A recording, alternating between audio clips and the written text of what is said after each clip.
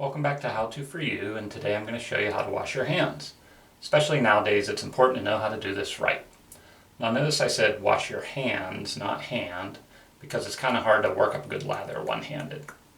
So first, wet your hands, then pump some soap.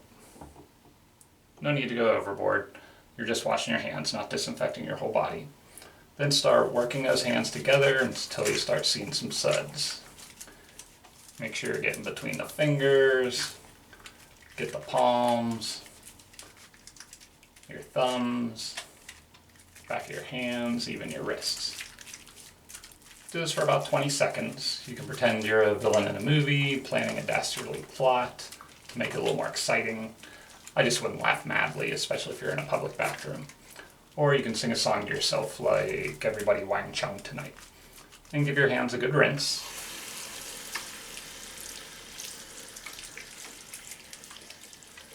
Get all the suds off.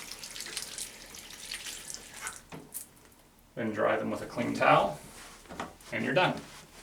And there you have it. Now you can go ahead and touch your face all you want.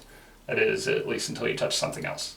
If you found this helpful, click the like button below, and don't forget to subscribe so you won't miss any future videos. Have a great day.